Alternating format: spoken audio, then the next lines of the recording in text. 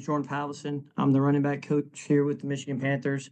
Main topic today is just going to be RB play here in the standard for the Michigan Panthers running backs. By what I mean by standards is also like job expectations. I was in the Marine Corps for 5 years active duty and then a couple years in the reserves. And one of the main things you do there is whenever you get a job, they give you a detailed list of your expectations and what your job description is and exactly how to achieve it.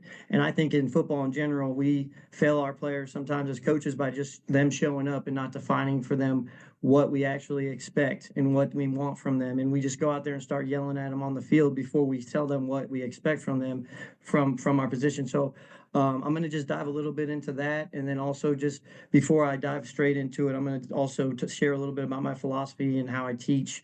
And then just like how we do things here in our running back room, which I'm fortunate to work with such great guys. And then our offensive staff here is great too. Getting to work with an offensive line coach like Tim Holt, who's done it in the NFL. He's got background there. And then Gary Watkins is so knowledgeable both in the run game and the pass game. And then Coach Nolan was talking about just Coach Fairman and his ability with special teams, but he's also a phenomenal receiver coach. And then our OC, Marcel Bellefeu, it's been great working with him as well. And we've had a great camp. I'm excited to get going, and I thank you guys for dialing into this thing.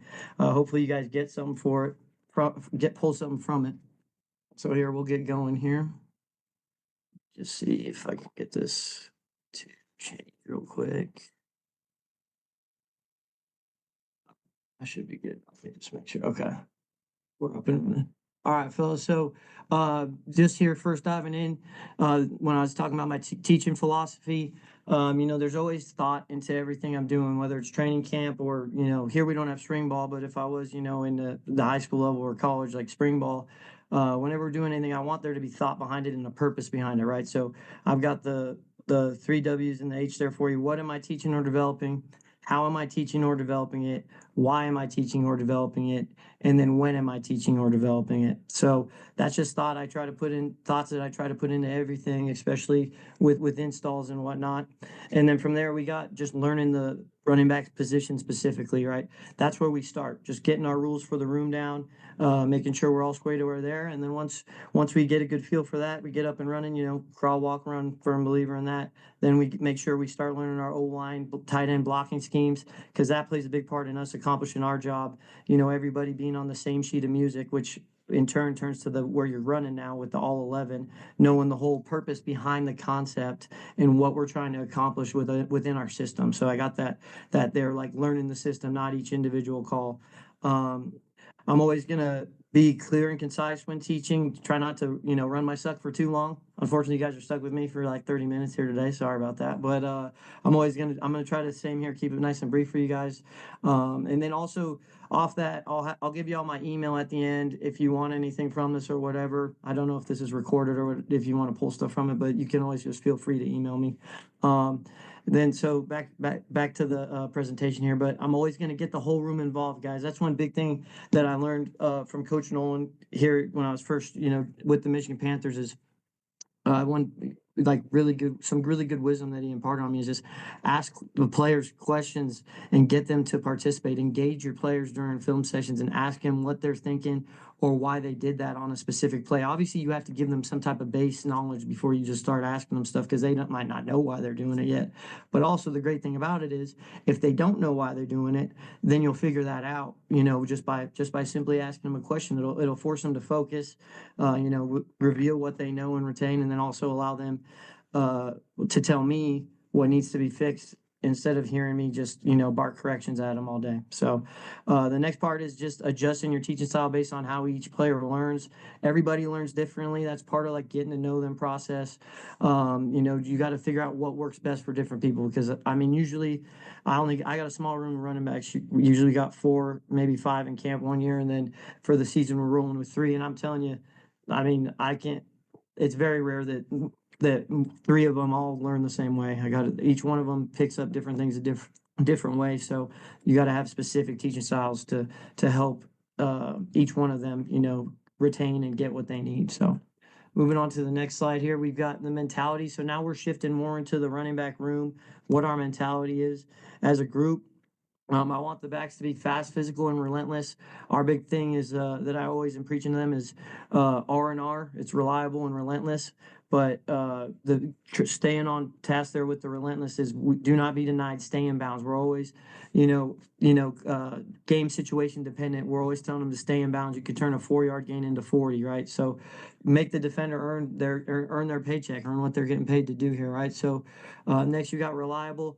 You got to understand your assignment, alignment, and technique on every play. The more reliable we are, the more that we can trust our head coach, Coach Nolan, to give us the to go for it on a 3rd and short, 4th and short, something down on the goal line, and as well as our OC to have faith in us instead of running that dang tush push. Give us some love, and because they know that they can count on us and get whatever job it is that we need to do in all phases, right?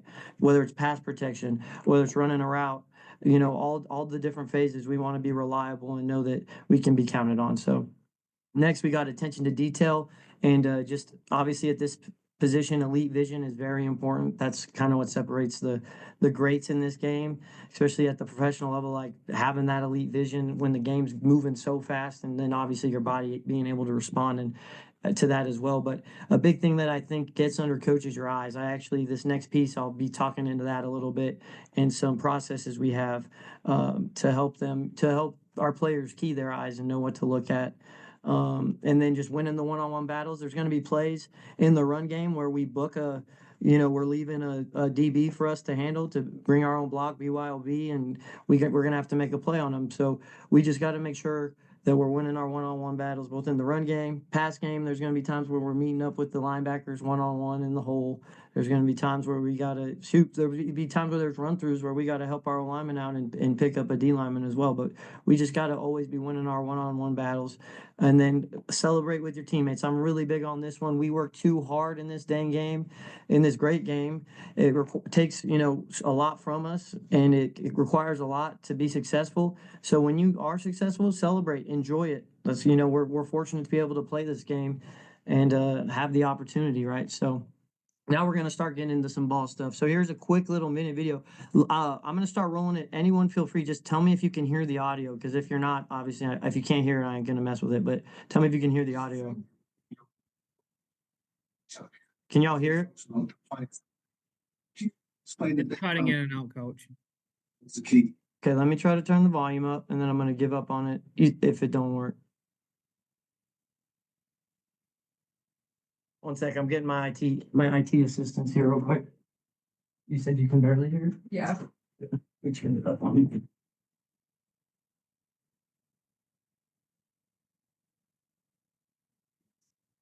Tell me if it helps. I'm gonna try to find it. Bear with me one sec, fellas. Here we go. We didn't get a test run any of this. There's a phrase in your brilliant book. Okay. Y'all can hear that good? It talks about quiet time. So explain a bit about that. I think that holds the key to an awful lot, understanding the power of your work. Quiet eye is the kind of final result of this whole prediction, anticipation, reaction, vision process. Think about when you're cutting a cucumber, for attention, cutting a cucumber really finely to do it really well. Cut. Now someone calls your name, the doorbell rings. Next thing you know, you're offended, right? Because your total concentration was perfect cutting. The moment you were somewhat distracted, you made a mistake. Well, that's the quiet eye. If your eyes are focused, not saying sharpness of focus, but mental attention on the point that you're trying to succeed in the sport at just the right time for just the right amount of time, then you're going to be successful. And that has to do with shooting free throws.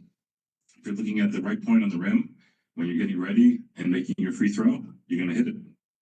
If you are looking all over the backboard when you're making your free throw, your chance of hitting it is much, much less. All right, so I left that little last bit in there for all you noon hoopers out there in your basketball game. But that was Dr. Dan Labby. He's a renowned sports vision expert. He's worked with like many professional teams, been a part of over a dozen professional championship teams as well. But he's worked, MLB, NBA, NHL, where vision and focusing that is obviously very important. Formula One drivers and stuff like that. But he's just he's an expert in the field, and I just saw that video, and you heard him there at the end. If you're able to put your eyes in the right place at the right time, your chance for success and whatever your task may be, it increases exponentially. So this is kind of just getting into applying it to the running back position. But pre-snap, we're going to be using our vision to anticipate what could happen. At the snap, we're got to make sure we're able to use our eyes working independently for your feet. For instance, we're going to have an aiming point on most run schemes, but we're going to have our eyes on our read. And we're also going to have to be able to keep our eyes, have the ability to use our peripheral to adjust off of our read. So you got to have your eyes working independent. There you can see it just more. We also use our eyes to focus on the pre-snap picture and your read, like I just mentioned, and then your feet are going to get you to your aiming point. Post-snap, you're going to be confirming what's happening. Obviously, I have a process to help the players with all this. A side that we'll get to, it's a pre-snap process that kind of filters into the actual play. But post-snap, you're just confirming what's going on so you know how to adjust like we work on in practice every day. You're confirming what's happening so then you can tap into those reps you took in practice or those reps you took in Indy, whatever the case may be, to help you accomplish whatever your objective is on that play. So then next we just got to make sure that we understand what to look at. So our read or our reads, there's going to be some plays we have multiple reads. When we're looking at it, the progression for those and where our eyes need to be. And then why to look at it, right? It's going to be the whole reason for looking at it is going to give us our optimal chance for success based off the concept design.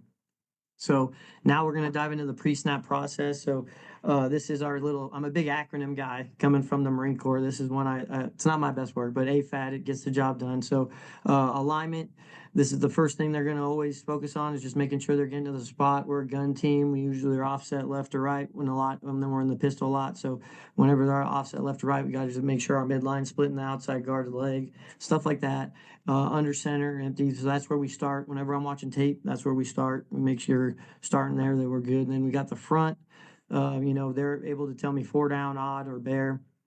Not hard there. They've all been taught that. And then that affects, obviously, them knowing where their double teams are coming from, different things of that nature, and where their read's going to be. So then you got your assignment, which goes into kind of what I just mentioned, your reads. If it's pass pro, who you're looking to, that's we're to there, and then we got to go to sky, and then routes. There's adjustments on some routes that we have based off the coverage we see as well, so they really got to be sharp there, and then our blocking schemes as well. So technique.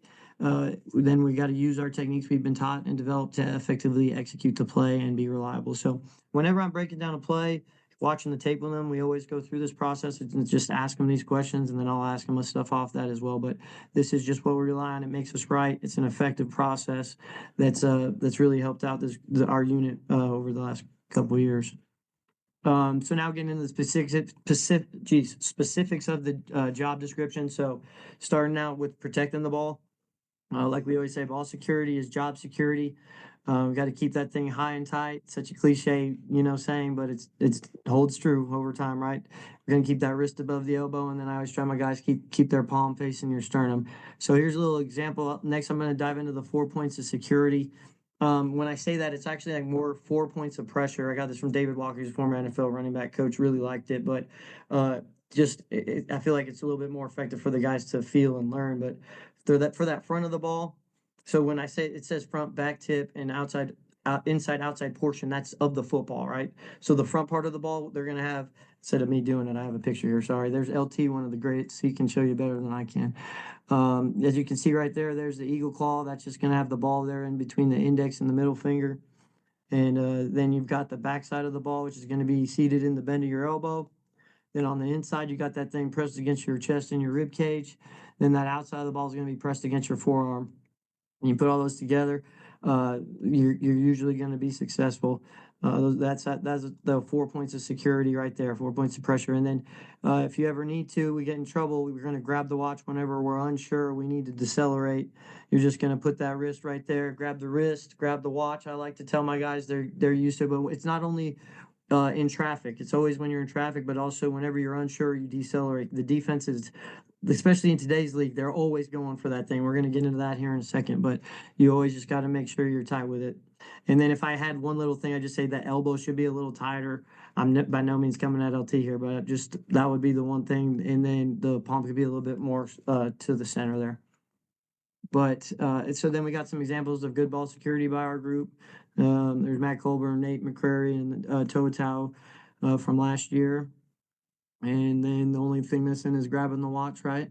But I would categorize all that as good ball security. And then next you got examples of bad ball security. We had a great year last year in regards to ball security. We improved from the year prior. That's always our goal, to improve.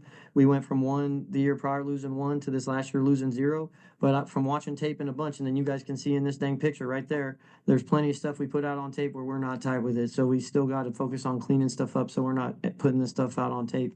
And then also could possibly harm our team, right? So next I'm going to get into like the Marine Corps mindset of things. Whenever we're preparing for a mission or going to war, whatever the case may be, we're trained to do an analysis on the enemy, right? So what I try to do for my guys is prepare them for how the defense is going to try to tackle them. And a lot of this is base knowledge, but it applies to all levels. It's just the different types of tackling techniques I share with my guys every year. Like I said, I don't expect them to know some of this stuff. I want to be the one to make sure that we're on the same page, so I leave no doubt that we've covered everything and given them a chance to succeed. But the first thing I'm going to do is actually show a little clip of a defensive coach talking about how they tackle / how they look. Like I just talked about, how they analyze the running backs in the offensive positions, any ball carry, and how they try to take that thing away. We're going to do the same thing right back at them and analyze how they're going to attack us. So here's a little example.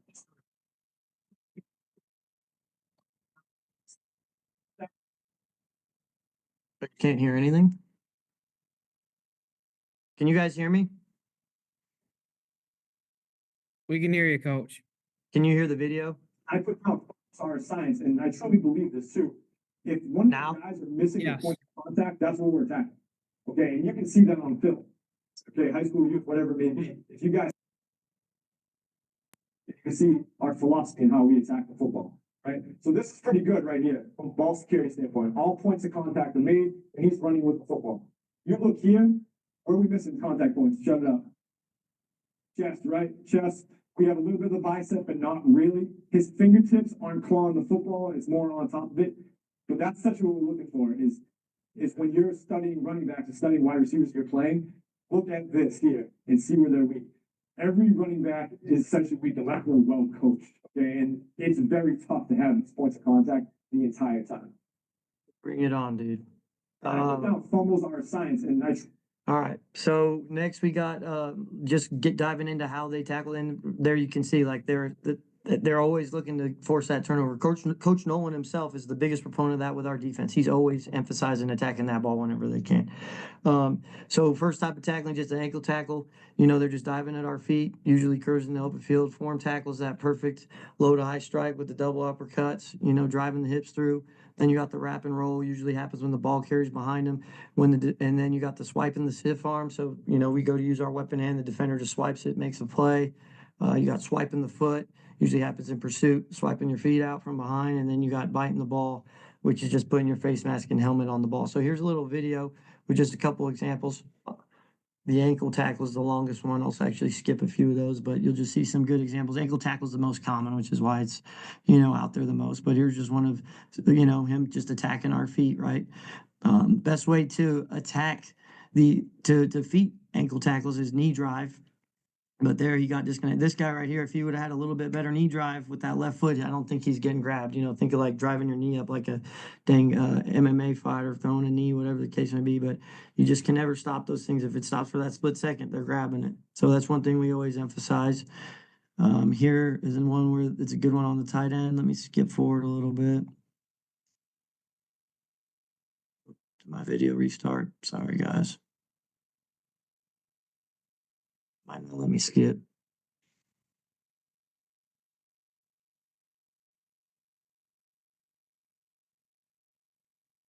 Let me skip when I tried it earlier. We're having some issues. Yeah, I'm hitting it.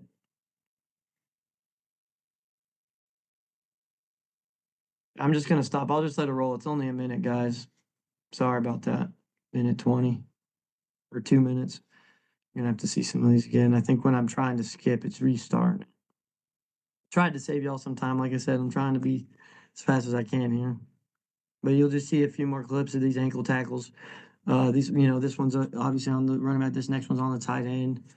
Some of these are just dang good tackles too, right? These are pretty good players.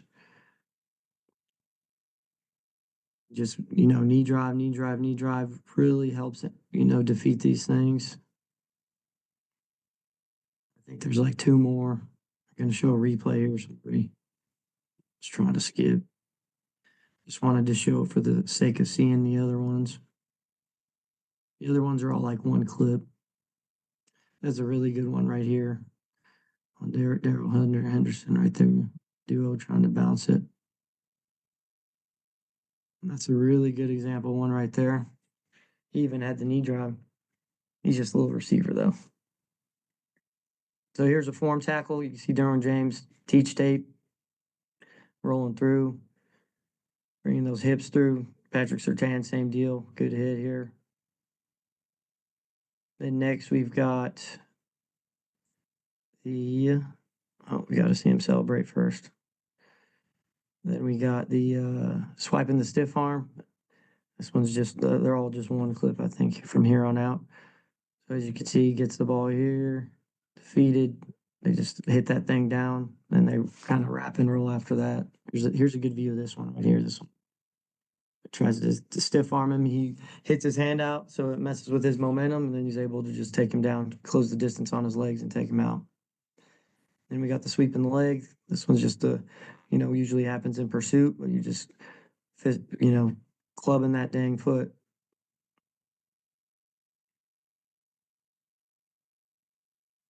And we got the wrap and roll, also known as gator tackle. This one's kind of controversial right now at some levels, right? Because they're saying it causes injuries and whatnot, but it is a dang effective way of getting a guy to the ground, especially with that little torque at the end. Using your momentum after you fall through to just hang on and twist, hence the gator roll. There's one more from Jabril Peppers. And I think that is all. So next, guys, and then I got one more. So we got bite the ball. Here's a clip. Defender, you'll see it better on this replay, but it just puts his face mask right on that dang ball. You really got to have two on that thing to prevent that. If you got one hand on, you're always going to be susceptible to that one. How they force fumbles. My acronym for this is CPR. So moving on now to how they're going to attack the ball, not just us, right? So we got the club, which is going to be a punch from behind when the ball is low and loose. Then you got the punch when the ball is loose and away from your body. And then you got the rip, which is going to be usually the next man in after the tackle is secured. I'm going to have some good examples of that. Here, there's also, I got the weaknesses for it in regards to the ball carrier. When they lose those points of contact, that makes you susceptible to these things. So the club and punch, when you lose that out pressure on the outside of the ball and you lose it in the bend of your elbow and then also away from your rib cage, out like that. LaShawn McCoy, great running back, that accomplished a lot in his career. There's an example of terrible ball security, right? But then the way that the club's going to happen, that's going to be the punch over. And then for punches, you got the usually the punch under or that peanut punch coming straight at. So I got examples of each. Darius Leonard, he forced so many turnovers in his day. And here's a good example of a club. Got a bunch. This guy you could have put on a bunch of tape from this guy, but here you see just attacking that thing, accurate right on the meat of the ball. Poor ball security that led to it, obviously too. And then here's a good example of him in this situation. Check this out, guys. 4th and 5. I don't know if y'all remember for this game. A couple of years ago, Houston's down 27-20. 4th and 5. This guy catches it and then goes to just completely loses regard for ball security after he already gets the first down. And you can see what happens here. The defense is always looking. They never are not looking to get that, to cause that ball, that ball to come out, force that turnover. There's a really good view here on the replay. You can see him attacking it. Right there, that's the uppercut coming from under. That's just one of the different punches. Boom, right on the meat of the ball. He had the first down too. He just had to get down there in time. Maintain those points of security. All right, so next we got the peanut punch. This is, when you get the thing named after you, it's just a straight jab, and then he's usually taking a charge while he's doing it, but just perfect accuracy, just a short little jab right on the ball. It's usually on bigger guys because they're not expecting it, right? They're looking to run him over. He's just going to end up taking a charge, but also punching that thing out at the same time. It's a very effective tool, especially if you were Charles Tillman and those long arms, just accurate hands. No one's ever done it like him before. Bit of a throwback. You guys have had a few throwbacks from me today. I'm not done yet. So next, we've got the rip. So this is going to happen when you lose, the points of contact with the front of the ball and then the back of the ball. No eagle claw and fork grip, and it usually comes from the second defender in on the tackle. Once again, the best way to prevent any of it is grabbing that watch. Here's a clip of one of the GOATs, Adrian Peterson, my guy. Miss watching him play. But even he gets got here because actually you can see number 50 here grabs his other offhand, that he would use to grab the watch, and he's unable to grab the ball. That second defender in right there rips it out. And, even he put it on the ground like that when he's unable to, effectively protect that thing. So next, we're getting into now running the ball. The good stuff, right? The main, it's in the name, right? The first thing here is just that I'm always on the guys about. We got to make sure we understand the blocking schemes. Here we run, zone scheme, gap scheme, leads, pin and pulls. When you are hitting, executing these runs and you understand those blocking schemes, so either going to be one cut or break them down. We want a vertical mentality in everything we do. Even when we're cutting, usually there's times you got to get straight lateral, but most of the time we want to, still be going somewhat vertical. Creating your own yards, quickness, power, speed, and balance. And then just reducing your surface. What I mean for that, other coaches say pad level, but surface area is defined right here as an area of a given surface. So it's the amount of a surface. So when I say reduce your surface, I don't like saying pad level because reducing your surface could also go into like turn into to the side, just making yourself a harder target for the defense to track and to hit. Next, we got our eyes up. Always, like we talked about earlier, using your vision. If you got to have your eyes up, you got to be able to track things simultaneously. Use your peripherals. This will give you a chance to navigate, adapt, and then it also give you the ability to like time up your same foot, same shoulder, so to ensure you're always falling forward. When I say timing up your same foot, same shoulder, this is a good example. Kind of like linemen do when they gallop and they're banging the hip. Same thing we want to do when we're chip blocking, but we just want to time that thing up so that we are generating enough force. And it'll allow us to transition our power through the defender and then, driving our second step through it, always expecting to fall forward, or sometimes he'll just miss because he doesn't want to take that smoke on. So we're just making sure we're putting that thing down at the same damn time, like my guy Future would say. And then defeating tackles. So we got to, like we talked about, we just, gave them how to understand and combat how the defense is going to be, how they're being coached to tackle. We went through the CPR as well, what they're looking to attack. And then we're always thinking, get that extra 20 carries. We're always fine for 2. That's going to turn into 40 yards. And then that next part, big playability, 4 to 40 yards. Obviously, some of that's just, genetics and having the ability to stretch plays, having that second gear. But a lot of it's not. A lot of it's just wanting more, not going out of bounds, staying in bounds, making the defenders earn their money when they expect you just to run out when you come in, turning at them with a full head of steam. Most DBs don't want that. And then relentless efforts, my last one here that I got popping in. And I really like emphasizing this to my guys. I'm going to define relentless for them. Continuing in a severe or extreme way. We want to be relentless always when running the ball. We got to want it more than the defense. We can't, never giving up, all that fun stuff. But I just really emphasize it. One of the best examples I could find of relentless effort is the dang Beastquake for my generation. Some of my guys ain't even ever seen this before when I showed it to them, right? So I had to educate them. But one of the main reasons I really like this run too is you see him executing a lot of the techniques we just talked about in regards to good ball security, being an effective runner. I'll go through them here on the replay, but this is the definition of relentless effort by Marshawn Lynch. And I was fortunate to watch this live. It was one of the coolest things. Effort that I've ever seen in my life from a running back who they traded for. All right, I'm going to mute him so I can talk about this replay now. But like when they're coming, when you're going to see it from this back angle, he's doing a lot of the things we just talked about you need to do to be successful. So here, He's going to obviously have good vision in regards to finding the hole, staying on his read key, then getting vertical, breaking a tackle, knee drive, driving those knees up. Right there, he grabs the watch right there. The defender had a good punch. You're going to see it from another angle. That defender's coming in, and if he doesn't have good ball security, that thing might have got punched out. But he was not going to be denied in this play. This is like literally the definition of relentless. Watch him right here. He's got the coming out, knee drive, sliding off, keeps the legs turning right here. Look at that, grabbing the watch, protecting the ball, 2 hands on it, switching hands in the open field, using his weapon hand right here. Whew.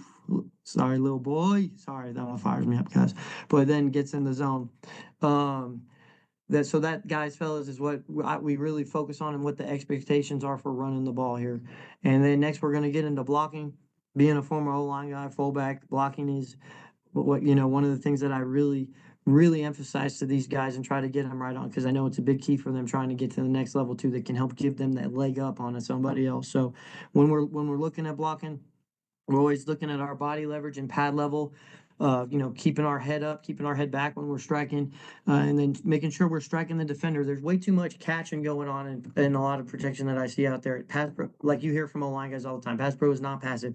You're not just trying, and then everyone talks about hand placement and where the hand placement needs to go, but it doesn't matter if it's not violent and you're not effectively striking somebody and then not giving it up once you get your hands on somebody. You got to strike somebody and mean it, and then also strike through your legs, strike that rising blow low to high, working your feet and your hands simultaneously. My guys probably get sick of me saying violent feet, violent hands. Don't stop those things and be violent with them. We got to be aggressive with them into the ground, because we're looking to anchor down and stop somebody's force from trying to get past us and get to our quarterback, right? And then we're always going to finish, be relentless in everything we do.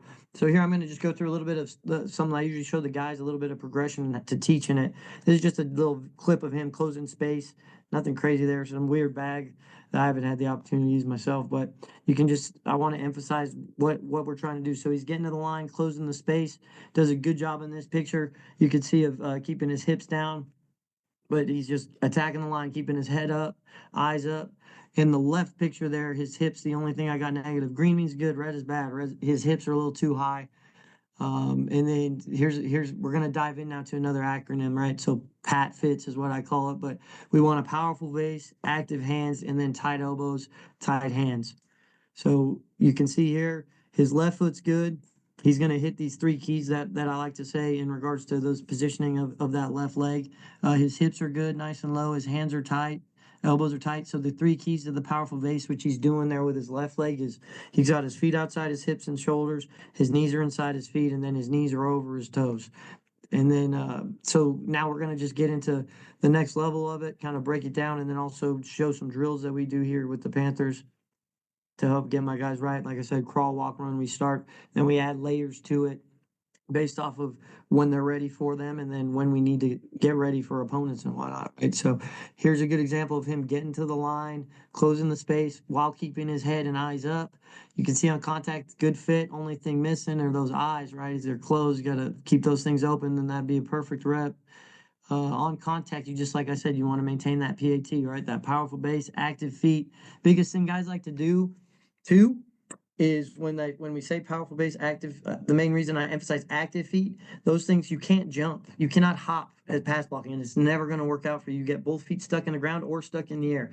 You kind of need to get your O-line on a little 1-2, like with the shovel, 1-2, 1-2. You'll see him here. And then keep your tight elbows, tight hands here first before I get in that. But you'll see right before he strikes the bag, he's doing a quick 1-2. It's not a hop into it. It's a 1-2, and then driving, and you transferring that force from the ground up through that defender, striking that low to high blow. That's a good picture of it there, fellas. And then keeping those hips down at the same time. So then the next part to that is just coming off the bag and then ready to reset your base and posture, ready to mirror.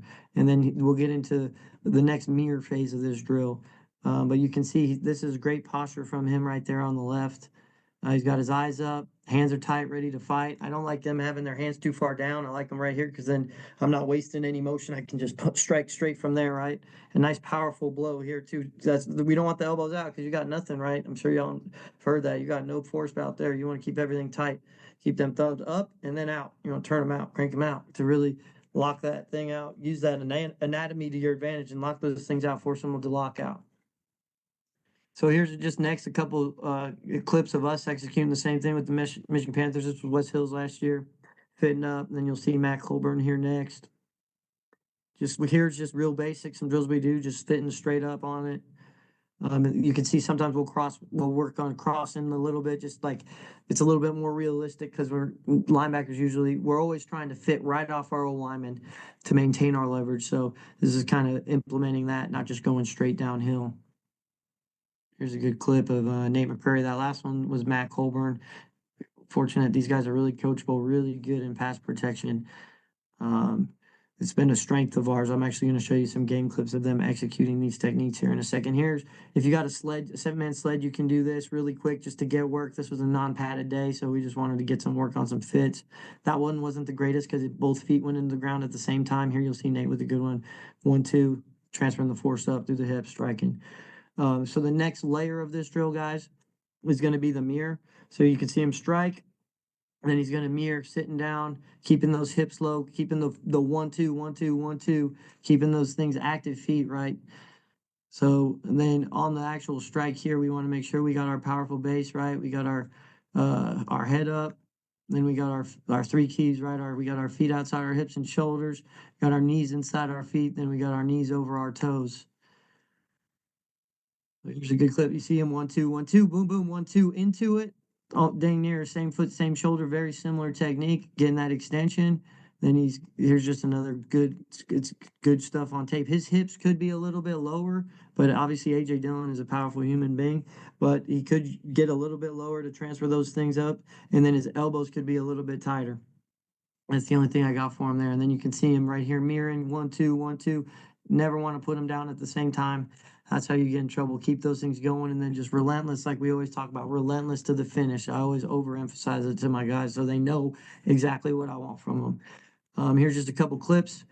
I know we're running down on time here, so we're almost done. We just got this deal and then a little bit of pass route running stuff. But here's some clips. Really good fit here by Matt. Like I said, we always look to use our O line. I'm gonna pause it. Shoot, I shouldn't have tried that. So I wanted you to see all of them.